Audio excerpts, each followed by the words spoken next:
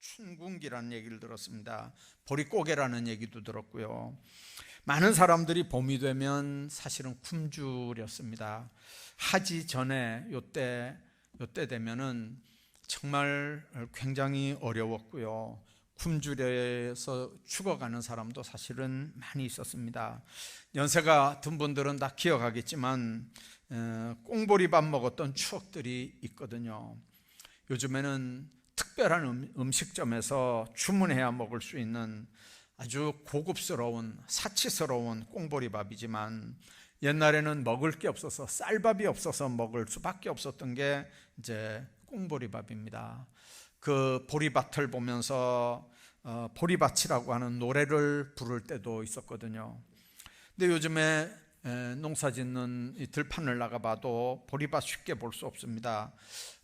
보리 비어내고 그 다음에 모내기를 하고 그랬는데, 요즘에는 생산 원가가 미치지 않는다는 이유 때문에 농부들이 보리 농사 짓지 않는다는 얘기를 듣습니다. 우리가 세계 지도를 놓고 보면 한국 사람만큼 끼니를 거르지 않고 밥 세끼 잘 먹는 나라가 그렇게 많지 않습니다. 우리는 해마다 남아서 쓰레기로 버리는 음식물 값이 무슨 어느 나라 다 먹여 살릴 수 있고도 남을 정도라고 얘기하지만, 여러분들 지구상에는 그 음식물 때문에 먹는 문제가 해결되지 않는 나라들이 사실은 너무 많거든요. 이제 주변을 보면 길거리에 너무 흥청망청 먹는 집들이 쭉 있습니다. 하나님의 은혜를 놀랍게 받아 누리면서도 그게 하나님의 은혜인 줄도 모르고 깨닫지도 못하고 그렇게 우리가 살아가는 건지 아닌지 한번 생각해야 합니다. 어려움 속에서 우리가 정말 감사하기보다는 불평하고 원망하고 또 짜증 부리고 고통스러운 날들을 사실은 보냅니다. 정말 예수 안에 있는 사람들이라면 고통 속에서도 우리에게 베푸시는 하나님의 은혜를 볼 줄 알고 은혜와 사랑과 축복을 깨닫는 지혜도 우리 가운데 있는 삶을 삽니다. 요즘에 그 카톡에 올라온 거 보면 농경사회도 아니고 고도산업사회를 살아가는 이 정보화 시대에 우리가 밀농사도 안 짓고 또 보리농사도 안 짓는데 이 맥추감사 주일이라는 게 교회에서 무슨 의미가 있느냐, 이렇게 대학생들 젊은 사람들이 올립니다. 또 농촌 생활도 안 하고 도시에 살면서 이 맥추감사절이 무슨 의미가 있느냐, 이렇게 이제 의문을 제기하는 사람도 있습니다.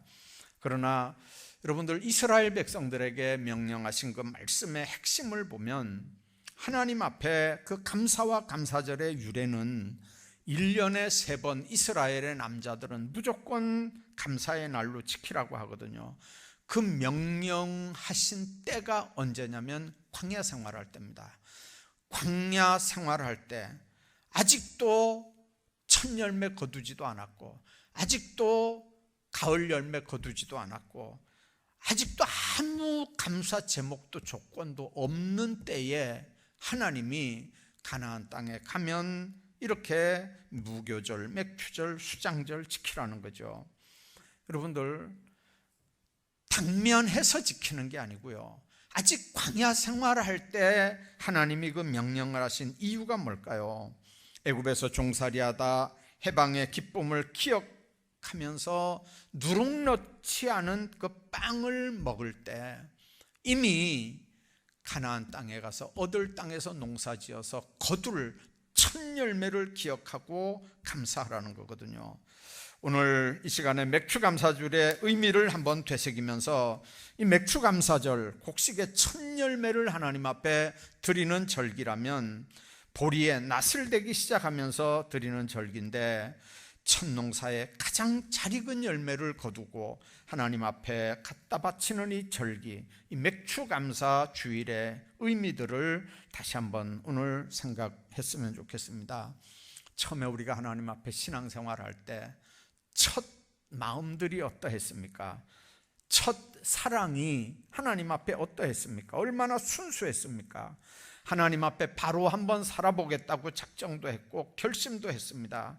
1년 넘고 5년 지나고 10년 지나고 이렇게 지나가니까 언제부터 우리 마음이 강팍해지고 순수한 마음도 없어지고 하나님 앞에 불순종하는 마음, 강팍한 심령으로 우리가 살아갑니다.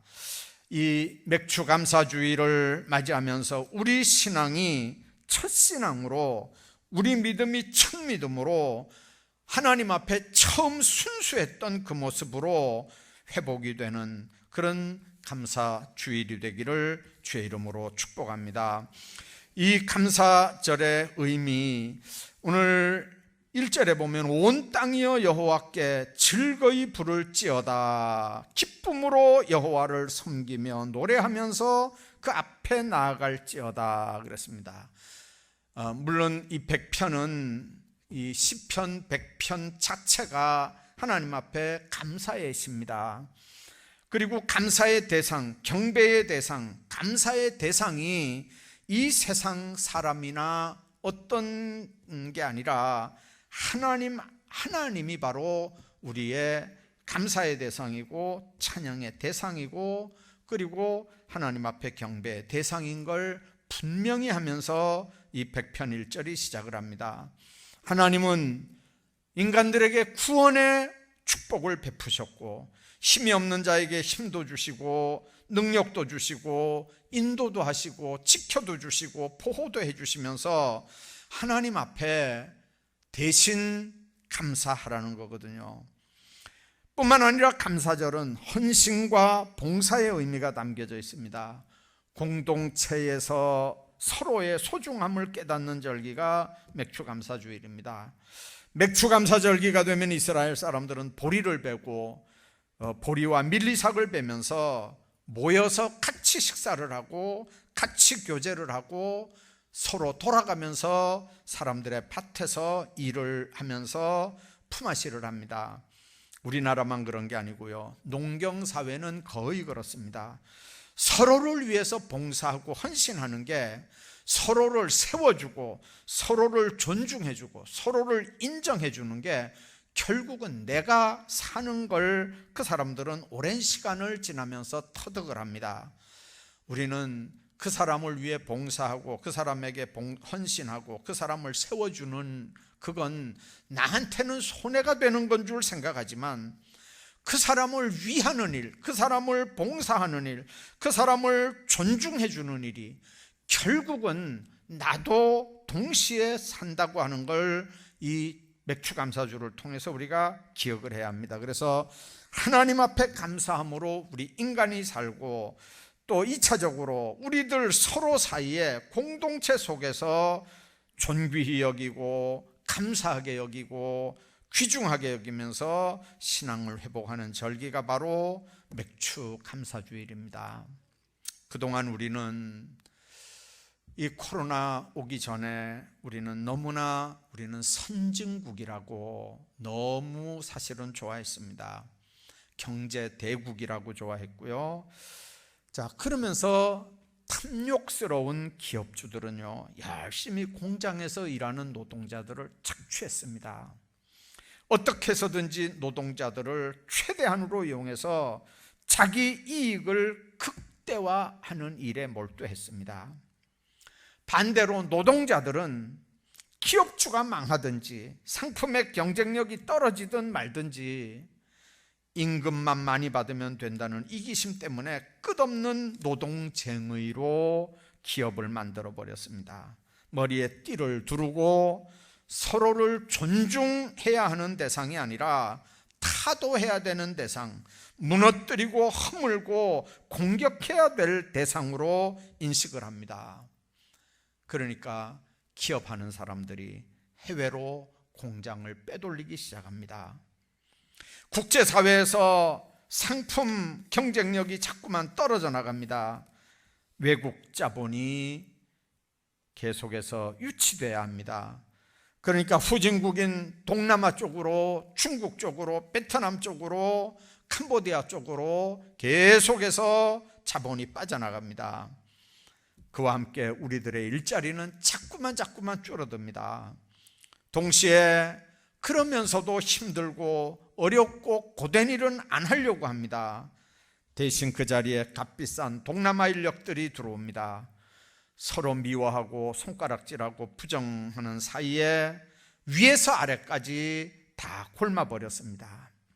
여러분들, 이 책임이 정치인들에게 있겠습니까? 재벌 총수들에게 있겠습니까? 기업주에게 있겠습니까? 노동자들에게 있겠습니까? 모두의 책임이거든요. 기업주는 노동자들을 소중하게 여겼어야 했습니다. 기업주는 노동자들에게 감사했어야 했습니다. 기업주들은 노동자를 존귀한 내 형제로 생각했어야 했습니다. 반면에 노동자들도 기업주를 존경했어야 됐고, 자기들의 노동수당 일자리를 창출해주는 이 기업주들을 고맙게 생각하고 감사하게 생각하고 귀하게 여겼어야 됐습니다. 서로 이용해먹고 적대시하는 가운데 회사는 자꾸 기울어져 가고 경쟁력은 자꾸 약해져 가고 물건 만드는 단가는 자꾸 비싸져 가고 이제 결국은 사업은 점점 기울어져 갑니다. 그럼에도 아직 정신 차리지 못합니다.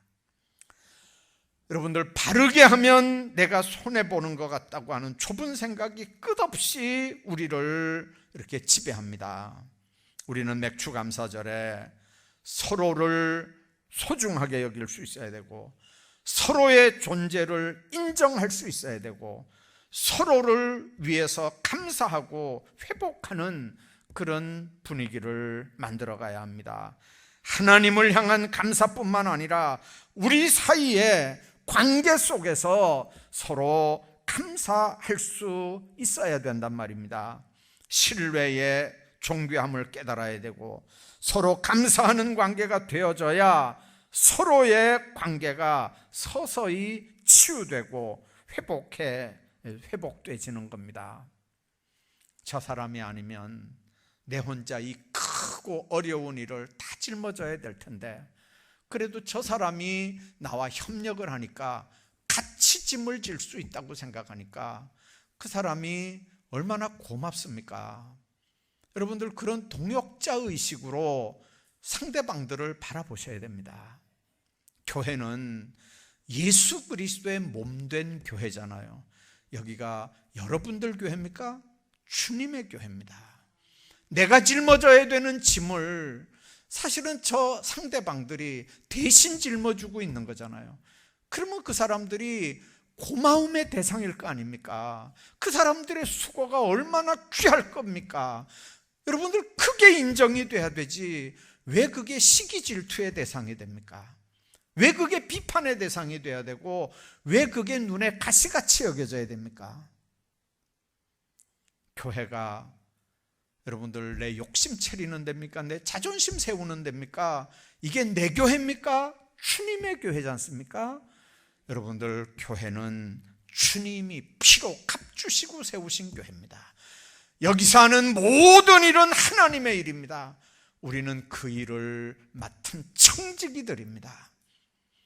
하나님 앞에 서로 귀하게 여기고 서로 감사하고 신뢰하고 존귀하고 서로의 관계를 회복하는 아름다운 역사들, 이번 맥추 감사주일은 그렇게 하나님 앞에 놀랍게 회복되는 축복의 역사들이 다 있기를 주의 이름으로 축원합니다. 왜 하나님께 맥추 감사절을 그러면 지켜야 되느냐? 이스라엘 백성들에게 모든 것 다 베풀고 갖추어진 상태에서 나에게 3번 제사 드려라, 그 말은 아까 얘기한 것처럼 미완성의 단계, 아직도 광야길에, 아직도 나그네 인생길에 있는 존재들, 이스라엘 백성들에게 하나님이 하신 명령입니다. 유월절은 이미 애굽에서 나온 걸 기념하면서 드리라는 거니까 이 과거적인 개념입니다. 맥추절은 아직도 가나안 땅에 들어가 농사도 안 짓으니까 이거는 아직도 미래 일입니다. 그리고 수장절도 마찬가지입니다. 자, 그러면 하나님 현재 내 있는 자리, 내 삶의 자리에서 하나님 앞에 어떻게 이 감사하는 삶을 살 수 있을까요? 그건 하나님께서 우리에게 감사하는 백성으로 훈련시키는 걸 우리가 보게 됩니다. 40년 광야 생활이 원망과 불평과 그리고 대적하는 일로 점철됐던 백성들이었습니다. 그 사람들에게 앞으로 가나안 땅 들어가서 하나님 앞에 드려야 될 절기를 강조하면서 비록 여기가 광야 생활이지만, 비록 여기가 출애굽해서 가나안 땅 아직 못 들어갔지만, 그러나 우리가 해야 되는 일은 하나님 앞에 감사해야 되고 감사해야 될 백성들이라는 것, 하나님의 은혜에 보답하기 위해서 하나님 앞에 지켜야 되는 절기가 바로 이 절기라고 하는 걸 우리로 깨닫게 하는 겁니다. 여러분들, 복받는 비결이 뭘까요?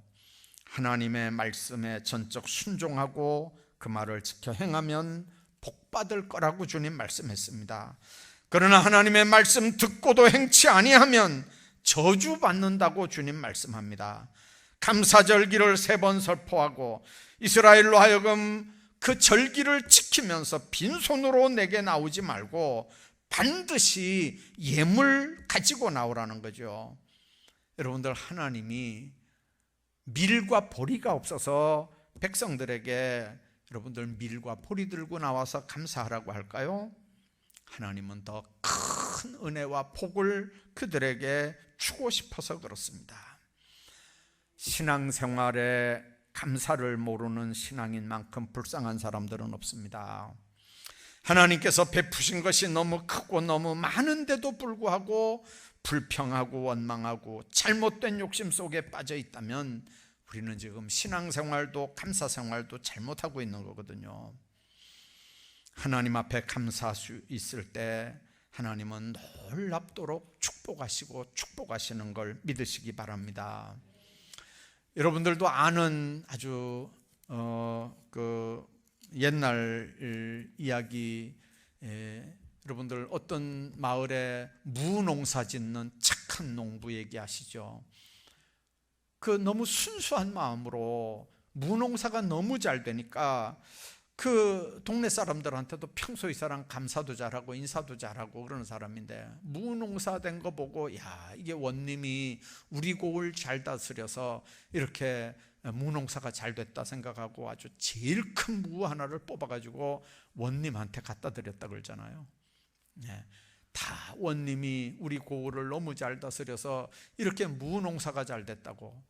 그러니까 원님이 너무 기분이 좋아가지고 그 밑에 있는 사람들 보고 여기 뭐 창고에 들어온 거 없냐 이러니까, 그 얼마 전에 누가 황소를 한 마리 끌고 왔는데 그 황소가 한 마리 있습니다. 그러니까 세상에 그 농부한테 황소 한 마리 줬다는 거예요.